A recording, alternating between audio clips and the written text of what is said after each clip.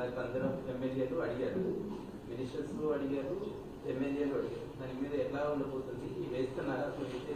అవకాశం అది స్పీకర్ గారు ఇవ్వాల్సిన డైరెక్షన్. స్పీకర్ గారు ఇవ్వాల్సిన డైరెక్షన్ గురించి నేను మాట్లాడుకోవడం. స్పీకర్ గారు ఏ నిర్ణయం తీసుకున్నా ప్రభుత్వం దానికి కట్టుబడి ఉంది.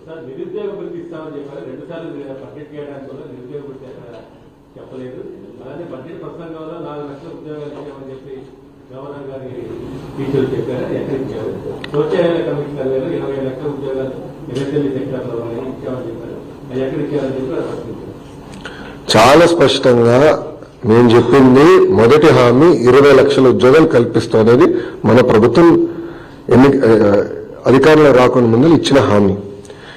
మీరు నా స్పీచ్ కూడా చూడండి, బోత్ ప్రైవేట్ ప్రభుత్వం కలిపి 20 లక్షల ఉద్యోగాలు కల్పిస్తారని నేను చెప్పాను. మీరు చూస్తే ఇప్పటికీ 6 లక్షల కోట్ల పెట్టుబడికి మేము ఒప్పందాలు కుదిరించుకున్నాం. అవన్నీ ఇప్పుడు గ్రౌండింగ్ అవుతున్నాయి. తద్వారా 4 లక్షల మంది యువతకి ఉద్యోగాలు కల్పిస్తారు నేను చెప్పాను. అది స్పీచ్ లో ఉంది. మొన్న కూడా కౌన్సిల్లో నేను చూపించానండి. ఇప్పుడు ఒక సూటిగాని ప్రశ్న 5 సంవత్సరాల్లో మీరు తీసుకొచ్చిన కంపెనీలు ఎన్ని అయినా సమాధానం చెప్పమనండి. ఎంతమందికి ఆయన ఉద్యోగాలు కల్పించాడు ఆయన సమాధానం చెప్పమనండి. ఎందుకు ఈ గోలంతా చెప్పుకునే స్థాయి ఒక్క కంపెనీ తీసుకొచ్చారు ఆయన? ఎక్కడ స్వామి 40 లక్షల మందికి ఉద్యోగాలు కల్పిస్తే అసలు నిరుద్యోగ సమస్య ఎందుకుంటుంది? ఎక్కడ కల్పించారు, ఎవరు కల్పించారు, ఆయన బ్రేక్ డౌన్ ఉందని చెప్పండి.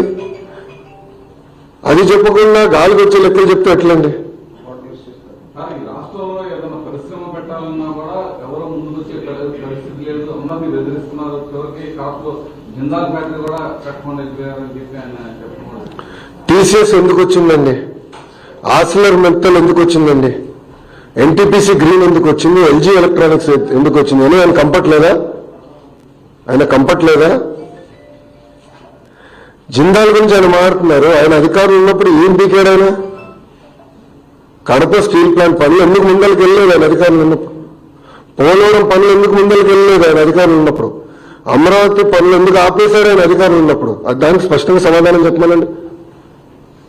అది చెప్పుకుంటే ఏదంటే అది వాగుతూ ఎట్లా ఒప్పుకుంటాం? వాస్తవాలు దగ్గర ఉండాలి కదా ఆయన. ఎప్పుడు లేని విధంగా పెట్టుబడులు ఆంధ్ర రాష్ట్రానికి వస్తున్నాయి. మళ్ళీ ఇన్వెస్ట్మెంట్ మ్యాప్ పైన ఆంధ్ర రాష్ట్రం వచ్చింది.